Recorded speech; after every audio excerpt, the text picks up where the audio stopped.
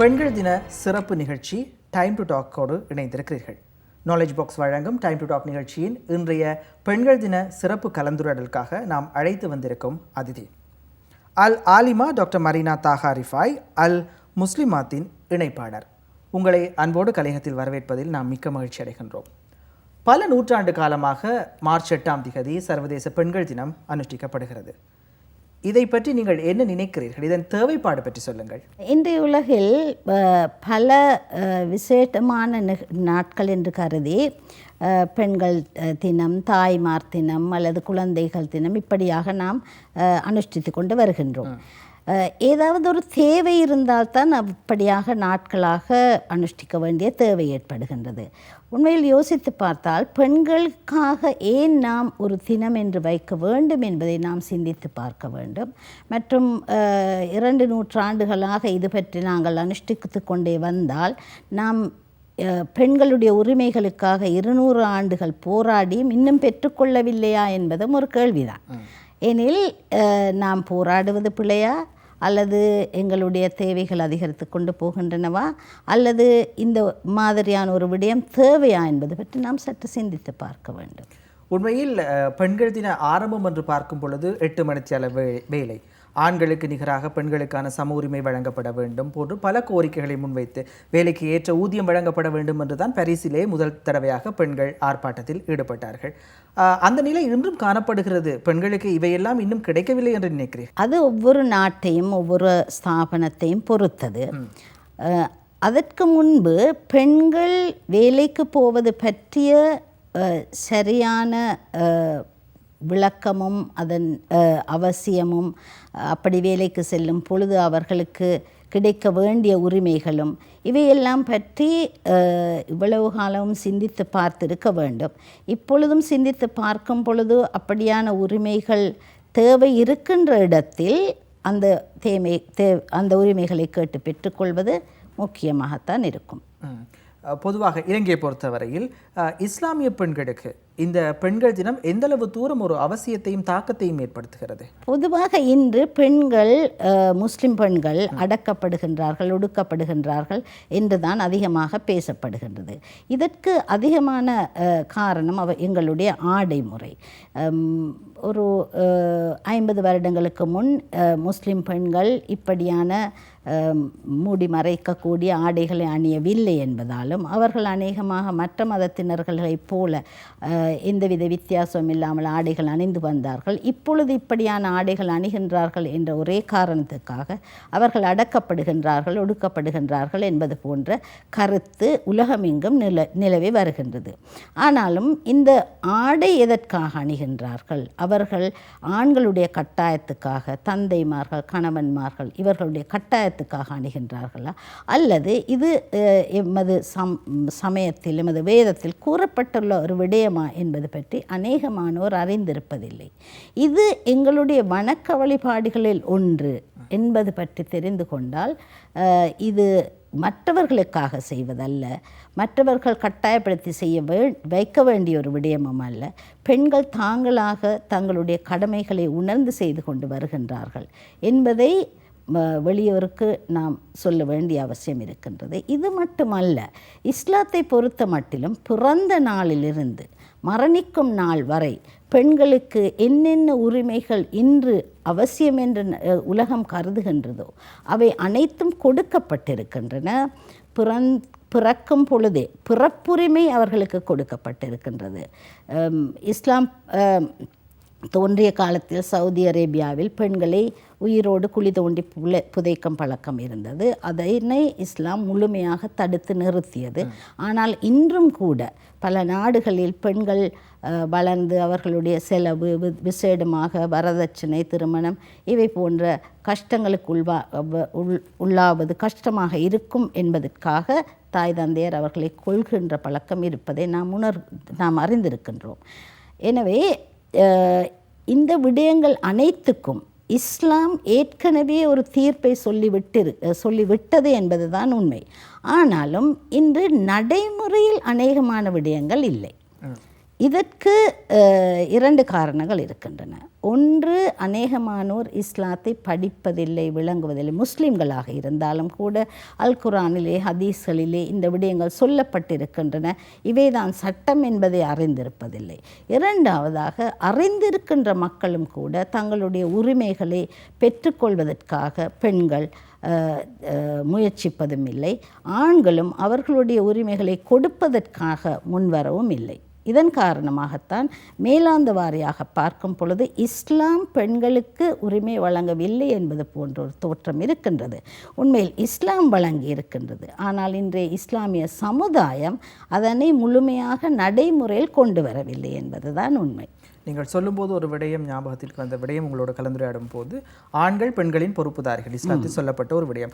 இது பற்றி தவறான ஒரு கருத்து கூட இருக்கிறது. அது பற்றி தெளிவான விளக்கம் சொல்லுங்கள். ஆம், அல் குர்ஆனிலே அர்ரிஜாலு கவ்வாமூன என்று ஒரு வசனம் வருகின்றது. அதாவது ஆண்கள் பெண்களுக்கு பொறுப்புதாரிகளாக இருக்கின்றார்கள். இது பொதுவாக கணவன்மார் மனைவிமாரை அடக்கி வைக்கலாம், ஒடுக்கி வைக்கலாம், தங்களுக்கு இஷ்டமான முறையில் அவர்களை திருமணம் செய்து கொடுக்கலாம், அல்லது இஷ்டமான முறையில் அவர்களை விவாகரத்து செய்து விடலாம் என்பது போன்ற தவறான அபிப்பிராயங்கள் இருக்கின்றன. ஆனால் உண்மையில் இந்த கருத்து பொறுப்புதாரிகள் என்பது மிக விரிவான பொறுப்பை ஆண்களுக்கு கொடுத்திருக்கின்றது. பிறந்த நாள் முதல், பிறந்த நாளிலிருந்து குழந்தை வளர்ந்து படித்து தொழில் செய்ய விரும்பினால் தொழில் செய்து அவர்களுடைய வாரிசுரிமைகளை பெற்று திருமணம் முடிக்கும் பொழுதும் கூட திருமணத்துக்குள்ள சம்மதத்தை அவர்களிடம் கேட்டு அவர்களுடைய திருமண வாழ்க்கையிலும் அவர்களுக்கு பல உரிமைகள் உள்ளன. அவற்றையும் அவர்கள் பெற்றுக்கொண்டு விவாகரத்து என்று வந்தால் கூட நினைத்த மட்டுக்கு இன்று பொதுவாக உலகம் நினைப்பது போல் ஆண்கள் 3 முறை தலாக் சொல்வதால் விவாகரத்து செய்ய முடியாது. அதற்கென்று ஒரு வழிமுறை இருக்கின்றது. பெண்களுக்கு மிக அதிகமான சலுகைகளை வழங்கக்கூடிய ஒரு முறையாக அல் குர்ஆன் அதை பற்றி கூறிக்கொண்டிருக்கின்றது. குழந்தை வளர்ப்பில் தாய்க்கு மிகப்பெரிய பொறுப்பொன்று இருக்கின்றது. அதற்கு உரிய சகல வசதிகளையும் செய்து கொடுக்க வேண்டிய பொறுப்பு கணவனுக்கு இருக்கின்றது. இப்படியாக எல்லா விடயங்களிலும் மனைவியாகட்டும் கணவனாகட்டும் அல்லது ஆணாகட்டும் பெண்ணாகட்டும் தந்தையாகட்டும் மகளாகட்டும் இவர்கள் இருவருக்கும் இடையிலே ஒரு புரிந்துணர்வும் கலந்துரையாடல் மூலமாக முடிவுக்கு வருவதும் இப்படியான பல விடயங்களை இஸ்லாம் வலியுறுத்துகின்றது.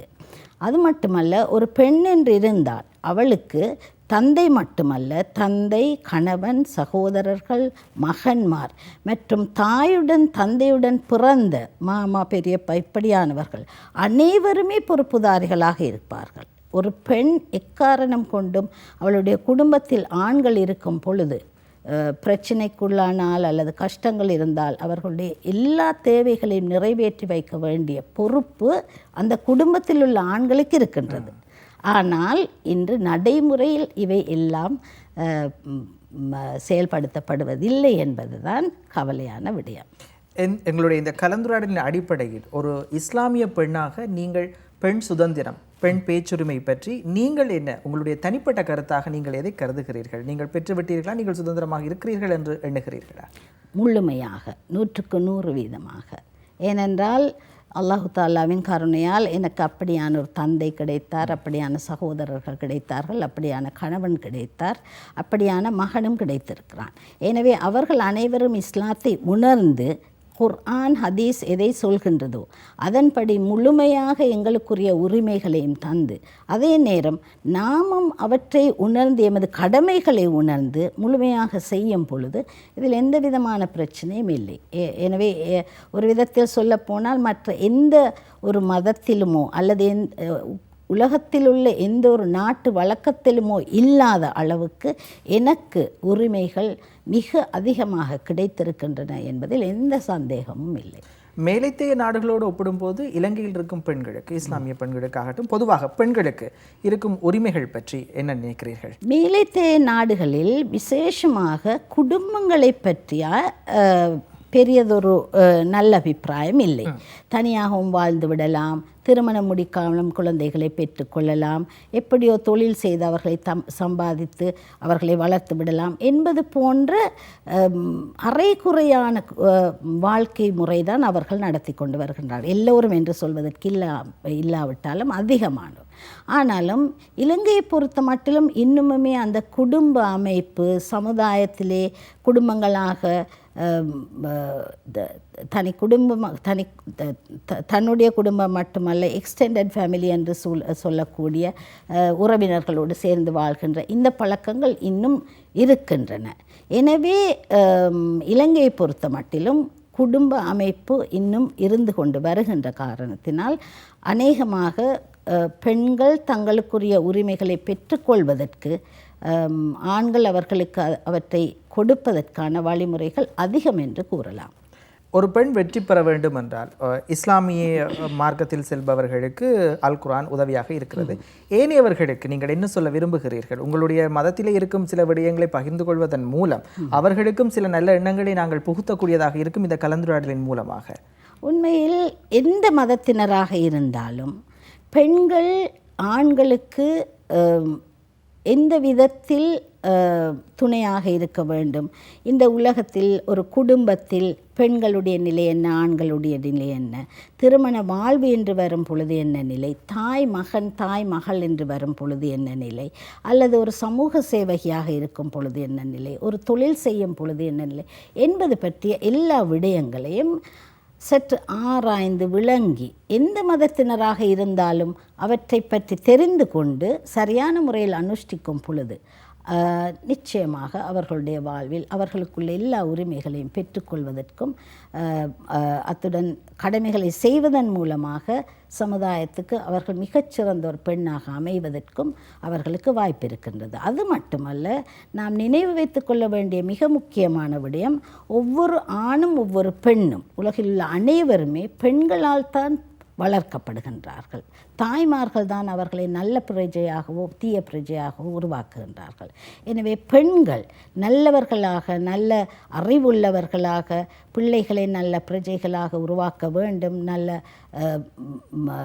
பயபக்தி உள்ளவர்களாக உருவாக்க வேண்டும் என்ற அந்த நோக்கத்துடன் வளர்ப்பார்களாக இருந்தால் எந்த மதத்தவர்களாக இருந்தாலும் எந்த நாட்டைச் சேர்ந்தவர்களாக இருந்தாலும் நல்லதொரு சமுதாயத்தை பெண்களும் ஆண்களும் நல்லவர்களாக இருக்கக்கூடிய ஒரு சமுதாயத்தை உருவாக்க முடியும். அடுப்புது பெண்களுக்கு கல்வி எதற்கு என்று சொல்ல கேள்விப்பட்டிருக்கின்றோம். உண்மையில் கல்வியின் அவசியம் இன்றைய காலகட்டத்தில் மிகவும் உன்னதமானது.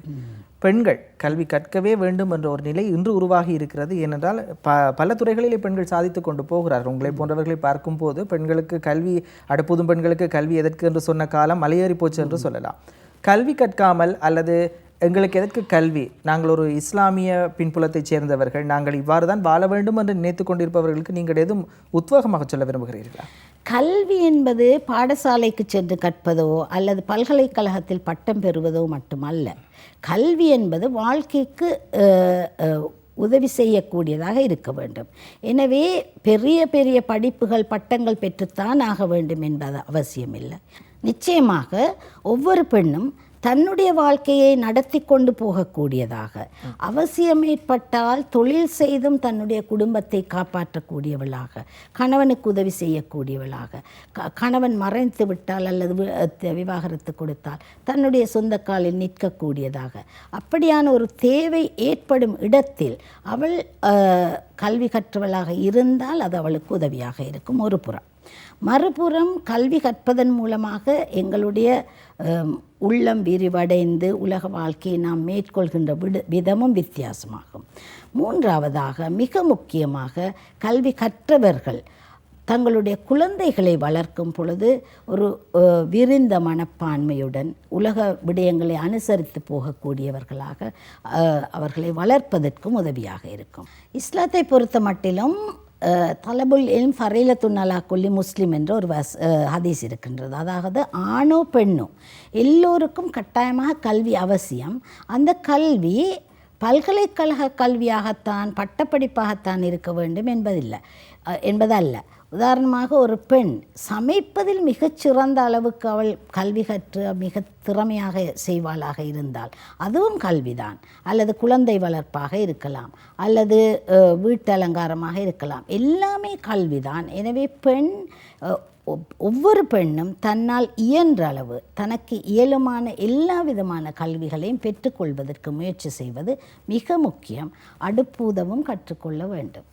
அதற்காக அடுப்பூதுவதை விட்டுவிட வேண்டும் என்பதும் அல்ல.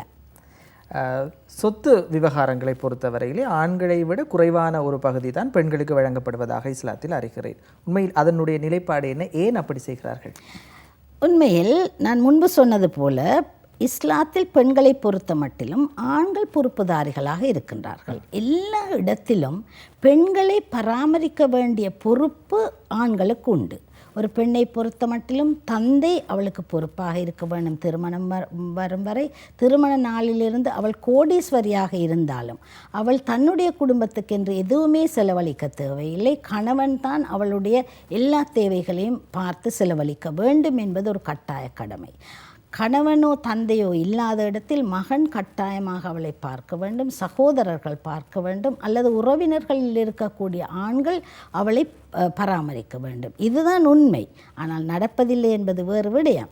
இந்த நிலை இருப்பதன் காரணமாக ஆண்கள் எப்பொழுதுமே பெண்களுக்கு அவர்களுடைய குடும்பத்தில் தாய்மார் இருக்கலாம், சகோதரிகள் இருக்கலாம், பிள்ளைகள் இருக்கலாம், மனைவி இருக்கலாம், இப்படியான எல்லோருக்குமே அவர்கள் செலவழிக்க வேண்டிய அவசியம் இருக்கின்ற காரணத்தினால் அவர்களுக்கு அல்லாஹு தஆலா 2 மடங்கு கொடுக்குமாறு எங்களுக்கு பணித்திருக்கின்றான்.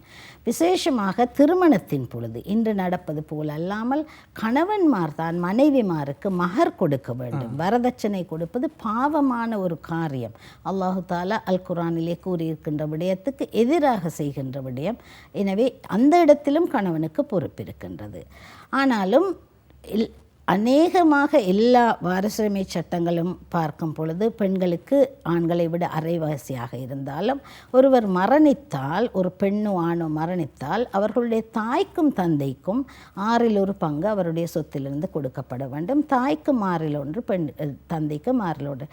இப்படியாக சில இடங்களில் வித்தியாசங்கள் வரக்கூடும். அது அந்த இடத்தில் அவர்களுக்குரிய தேவையை பொறுத்தது. உதாரணமாக தாய் மட்டும் இருந்தால் அவளுக்கு அந்த 1/6 கிடைத்தால் அவள் அதை வைத்து அவள் செலவழிக்கக்கூடும். எனவே இந்த விடயங்களை சற்று விரிவாக நாம் பார்க்கும் பொழுது எவ்வளவு அழகான, எவ்வளவு விரிவான, எவ்வளவு விவேகமான சட்டங்கள் இஸ்லாத்தில் இருக்கின்றன என்பது புரியும்.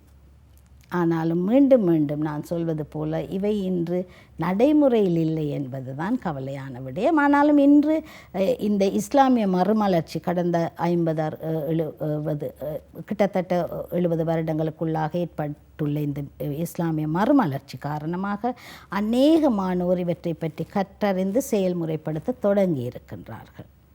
சர்வதேச பெண்கள் தினத்திலே நீங்கள் சொல்ல விரும்பும் செய்தி என்ன? பெண்களாகிய நாங்கள் இந்த உலகத்தின் படைப்புகளில் ஆண்களுக்கு சரிசமமானவர்கள். ஆனாலும் எல்லா விடயங்களையும் அவர்கள் செய்வது போல் நாம் செய்ய முடியவும் முடியாது, செய்ய அவசியமும் இல்லை. சில இடங்களில் எங்களால் செய்யக்கூடிய விடயங்களை ஆண்களால் செய்ய முடியாது. பிள்ளையை பெற்றுக்கொள்ள முடியாது, பால் கொடுக்க முடியாது, குழந்தைகளை வளர்ப்பதில் பெண்கள் செய்வது போன்ற சீரான வேலையை ஆண்கள் செய்ய முடியாது. எனவே ஒரு புறம் நாம் எம்முடைய கடமைகளை உணர்ந்து கொள்ள வேண்டும், அதே நேரம் எம்முடைய உரிமைகளை தெரிந்திருக்க வேண்டும். அவற்றுக்கு நாம் போராட தேவையில்லை. நாம் எமது உரிமைகளை பற்றி எங்களுடைய ஆண் மக்களுக்கு, அதாவது கணவனோ தந்தையோ சகோதரனோ பிள்ளையோ எவராக இருந்தாலும் அவர்களுக்கு எடுத்துச் சொல்வதன் மூலம் அவர்கள் அனைவரும் அல் குர்ஆன் ஹதீஸுக்கு அடிபணிந்தவர்களாக வாழச் செய்வதன் மூலம் எமது உரிமைகளை போராடாமலே நாம் பெற்றுக்கொள்ள முடியும். எனவே மிக முக்கியமாக வருடத்துக்கு ஒரு முறை என்று பெண்கள் தினம் அனுஷ்டிப்பது மடத்தனமான விடயம் என்று நினைக்கின்றேன். உண்மையில் ஒவ்வொரு நாளும் பெண்கள் தினமாக இருக்க வேண்டும், ஒவ்வொரு நாளும் ஆண்கள் தினமாக இருக்கவும் வேண்டும். ஒவ்வொரு நாளும் அல்லாஹு தஆலா நம்மை படைத்தானே என்பதை நாம் கொண்டாட வேண்டும். சந்தோஷமாக அவனுடைய கட்டளைகளுக்கு அடிபணிந்து வாழ வேண்டும். அதுதான் பெண்கள் செய்ய வேண்டியது, அதுதான் ஆண்களும் செய்ய வேண்டியது என்று நினைக்கின்றேன். நாலேஜ் பாக்ஸ் வழங்கும் பெண்கள் தின சிறப்பு டைம் டு டாக் நிகழ்ச்சியோடு இணைந்திருந்தீர்கள். இந்த நிகழ்ச்சி பற்றிய உங்கள் கருத்துக்களை நீங்கள் தெரிவிக்க விரும்பினால் நீங்கள் அழைக்கலாம் 0716666699. அதே போல மின்னஞ்சல் முகவரியினூடாகவும் உங்கள் கருத்துக்களை தெரிவிக்கலாம். info@knowledgebox.lk என்ற மின்னஞ்சல் முகவரியினூடாக உங்கள் கருத்துக்களை தெரிவிக்கலாம். தபால் மூலம் உங்கள் கருத்துக்களை தெரிவிக்க விரும்பினால் time to talk knowledge box தபால் பெட்டி இலக்கம் 134 தெஹிவலை என்ற முகவரியுடன் தொடர்பு கொண்டு உங்கள் கருத்துக்களை தெரிவிக்கலாம்.